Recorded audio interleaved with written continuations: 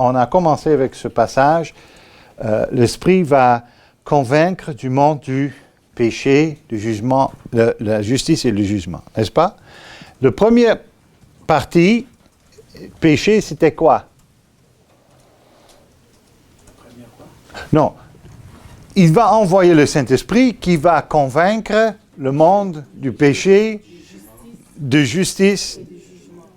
C'était quoi péché? Il va convaincre l'Église du péché. Mais c'est quoi péché dans ce contexte-là? Le plus grave.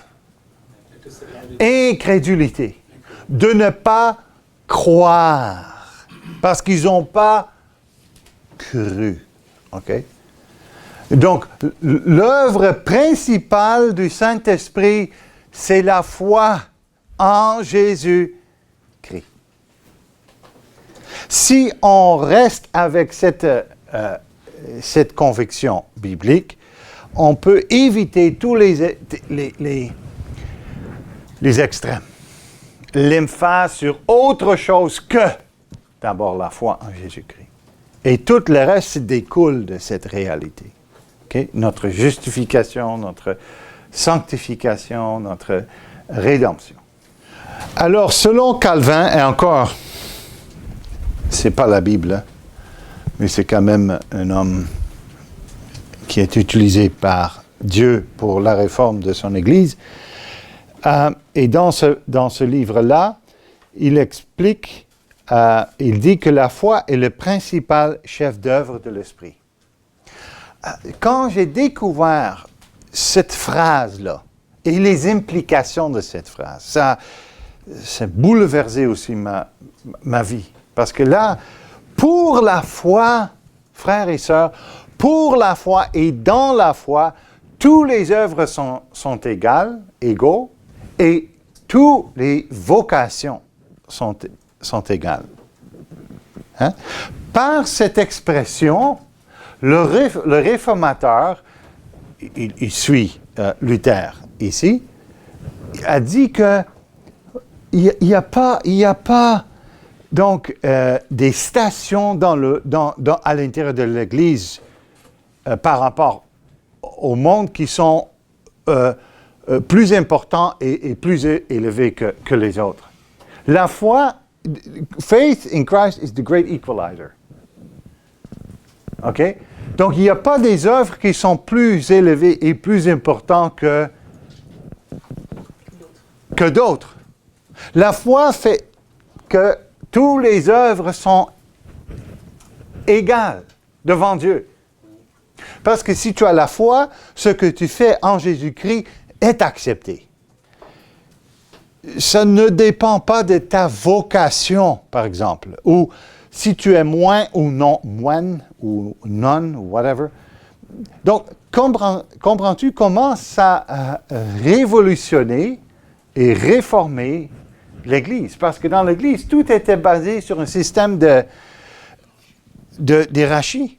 On peut s'élever et on peut grimper la montagne pour être plus proche de Dieu. Mais dans la foi, nous sommes tous au même destin que les autres. Comprenez? C'est vraiment fondamental, cette pensée. Et il faut faire attention, dans nos églises à nous, on ne fait pas les mêmes erreurs que l'Église catholique faisait. De créer encore des hiérarchies. Ça veut dire que le pasteur est quelque part ici et il y a un archevêque ou un I don't know. Comment dire? C'est comme, oh non. Bishop, archevêque, évêque. Donc, c'est important de le réaliser. Donc, c'est la raison pour laquelle Calvin dit, la foi est l'œuvre principale du Saint-Esprit. Tout se découle de cela. OK? Donc, il explique le propos de l'apôtre est le même quand il dit que les Thessaloniciens ont été élus par Dieu, par la sanctification de l'Esprit et par la foi en la vérité. Il mentionne les deux dans une même même phrase. C'est par la foi en Jésus-Christ que nous sommes aussi sanctifiés continuellement par le Saint-Esprit. Vraiment, vraiment fondamental. Vraiment important. C'est pourquoi on appelle, et je continue de citer Calvin, c'est pourquoi on appelle l'Esprit à juste titre la clé qui permet d'accéder au trésor du royaume des cieux.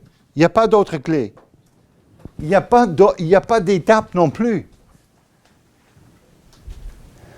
Son illumination peut donc être nommée la vue de nos âmes, ou dans le même passage, il fait référence au fait que, et il fait référence à Augustin, que l'esprit, la foi, le maître intérieur de l'homme.